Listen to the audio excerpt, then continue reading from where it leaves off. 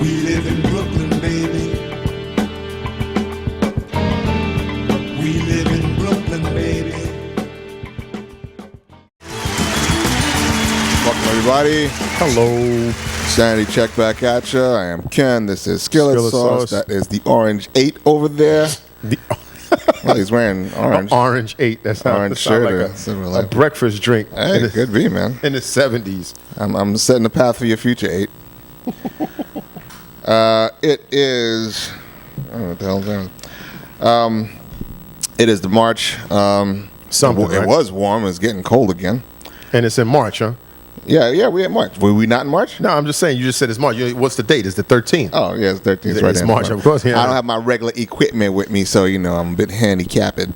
That's a nice looking thing. That's a little Windows-based tablet. You were right. John Stockton is number one. John Stockton is number one. Duh. I mean, look, motherfucker. I'm just surprised that bum was in the top anything of Mark Jackson. But in any case, stuff. Despite the fact that we're starting off with basketball. Yeah, because we're not going to be talking about basketball. It is a football day today, an NFL day. Yeah. Again with the stupid doop-diddy doop. Slow on the draw, but always welcome. The doop-doopity doop. Yeah, free agency kicked off yesterday, and Hold on, wait a second. Is that shit from the Brady Bunch? That doop-doop-doo-doo. No, wait a second. That's some game show shit, right? Like what the Price is Right. Yeah, that's right. Where you fucking overbid or something. Doop-doop-doo. Some sad sack ass music. That shit's stupid. Oh, man. yeah. So, Yeah. we have some interesting signings today. One that affects Mr. Sauce deeply. Are you deeply saddened? Are you deeply happy? I'm happy. We're talking about anybody that knows me knows I'm a Denver Broncos fan, and I also loathe and despise the New England Patriots. So Wes Welker, who's this little rat-like dude, who was a bum when he was with the Miami Dolphins, basically just uses his height disadvantage as an advantage and scampers around like a little rodent. And Tom Brady was able to just drop the ball off to him, and then he would scamper from a positive yardage, and everyone would go, "Oh, how fantastic Tom Brady is." Well, now he's going to my team. So either he'll be exposed as a bum, and which we can bench his ass, or he'll allow my quarterback to do that same cheap crap and get a whole bunch of positive yards, and then we can just, because it'll help us at the same time, and then demystify that fake ass Brady. So I'm actually kind of happy about that.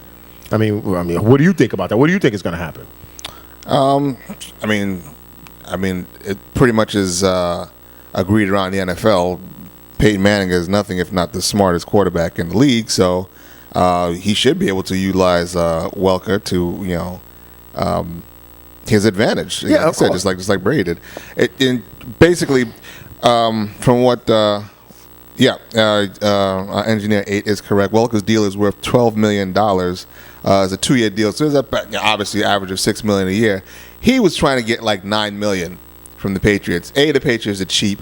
B, I always suspected that Super Bowls, no Super Bowls, the eye test. Everyone always talks about the eye test. Fuck the hype. Forget about the papers. Forget about, the commentators jerking off the dude who's the most valuable to the league right now in terms of money. Look at how cats play. And again, like I said, Welker, he runs out 3 or 4 yards, breaks to the left, breaks to the right, hits a slant. Usually has a linebacker who weighs like 30 pounds more than he does covering him. Wait. After he basically benefited from a legal NFL pick. Because remember, he would line up behind the tight end or behind the wide receiver, who is usually a good 4 inches minimum taller than him. So he's literally behind that guy. So when that guy runs and clears out the defender, here comes this little dude and behind just shoots to the wide open. So yeah, that. And then when he did get to the wide open, he has some big, Luthor, trying to catch up to him, which is not possible. And he was always a mismatch. It was always a mismatch. Yeah. So, he had like 120-something catches the year before last. I think he broke 100 again this year.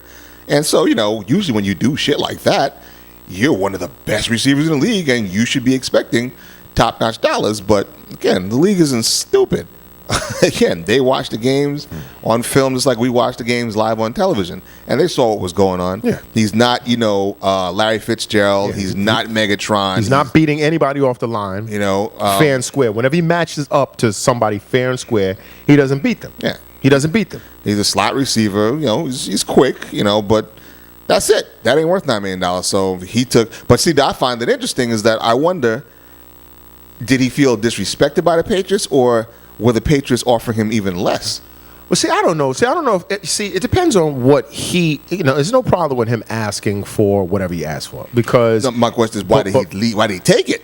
I think they would probably offer them less. I think they offered them less simply because they know, and he knows, that Woodhead and that other guy can easily take over. Because it's not like he did something that was unique. It's just that within their system, he was always open for the most part. And there's a lot of times when he did drop passes was when he actually had to make a wide receiver-esque type of play. Mm-hmm. You see, so they probably was like, listen, we got two other guys here that are both younger than you, same physical stature, same abilities, or speed or whatever the hell, pretty decent hands. So why should we pay you when we could just do the assembly line at the slot, because all of them the same size? Because he caught 672 receptions over the 6 seasons he was with the Patriots. That's an average of 112 per season. Yeah, that's impressive. But see, like you said, people saw the eye test. If you just told me, and I never saw football, I never saw any of these games. Let's say I was locked away in jail or some shit for 6 years, and you told me, yo, there's a wide receiver that scored, had how many? 600, average 112 catches. 112 catches a year. In my mind, I'm thinking, holy shit, we talking about the next Jerry Rice, the next Herman Moore, the next Randy Moss, the next, I'm thinking of some beast dude going out there just schooling dudes. The last thing I'm thinking of is this guy doing the schoolyard dinky doinkaroo. So despite those numbers, people realize that he got at least, I'd say 60 or 70% of those numbers matched up against, a linebacker or something like that, or the middle linebacker, when he was already wide open into his break. Nobody's going to reward that. Nobody. They can respect it.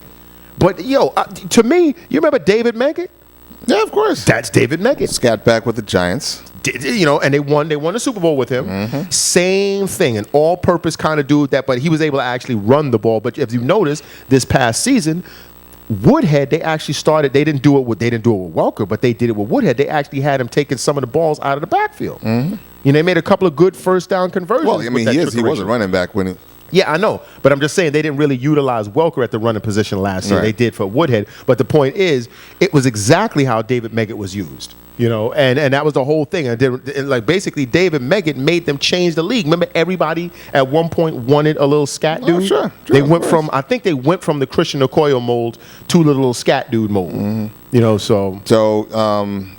So basically, if they had signed him to the franchise tag, sign him to the franchise tag at $9.5 million for the 20. So, that's what he did last year. If they signed him this year, it would have cost them 11.4. They wasn't going to give him no 11.4. And I hope this brought him down to earth to where he realized that, look, you're a systems dude. It worked out for you. Basically, that system has helped this fucker go into the Hall of Fame. He's going to go into the Hall of Fame. Wes Welker has to go into the Hall of Fame. He became the first player in NFL history with 5 110-catch seasons. Yeah. So he had, by the numbers alone, even though he's never had a ring, he never got a ring, because he wasn't there in 2000. He doesn't have no rings. Oh, that's fucked. There's no rings I because didn't realize that. You remember the last time they won was 2004. Right. He's been to a Super Bowl, but he doesn't have any rings. So, but his numbers, he should just be satisfied that he's going to get a bust in Canton for being one of the best. Capitalizing on a system the best you could possibly capitalize on a system with his particular skill. So hold on. How long? So he's 31 now. Let's say that's 10 years. How long was he in Miami? Like about 2-3 years? I'm not sure. I think it was like 3 years because I know he was on he was on special teams in Miami as well. He was on special teams. Well, you think he's going to get into the Hall of Fame for 6 seasons out of let's say a 10? Actually, you know what? You're probably right because when you think of guys like I think Art Monk is still not in the Hall of Fame, and if somebody like this gets into the Hall of Fame before guys like Art Monk and stuff like that, then there's a problem. There's a significant problem because you have to factor in the system and the circumstances and why this person, because you know what they brought up, your boy Skip Bayless, even that dude Shepard, whatever his name is on the Seahawks, tore Skip Bayless. Yeah, I saw that. I was like, I wasn't understanding why he was going at him like that. Because he's fed up with his bullshit. But Skip Bayless said something today that I thought made sense. Talking about this other subject when we get off of talking about Nnamdi, when we get off of Welker, and why you should probably really lobby to get a job someplace, because exactly what you said about Nnamdi. Well, let's talk. I'm done. Okay, yeah. Going on to the other kids. Well, this dude Nnamdi Asomugha from the Philadelphia Eagles was let go today because they would have had to pay this dude $15 million this year. So Skip Bayless said, he was like, they asked Stephen A. Smith asked him, he said, do you think he's not that good because not as good as everybody thought he was, something, or he's just not that good because he's not that good? And Skip Bayless said, I've said it all along. He's the nicest guy in the world, class guy, everything, but he's just really not that good. And he said this dude was in Oakland. The climate in Oakland was different, so you didn't have all of the cameras on him. And the other corner was so bad that they had to go at that bum. Because they was like, You're right, I should get a job. I said this. Yeah, he literally said this. He was like, the other guy was so whack that you would be bereft of all common sense if you didn't throw at the bum. So this guy, by comparison, Cromartie, FYI, just like so by comparison, you have to, and then also this dude, I didn't even realize this.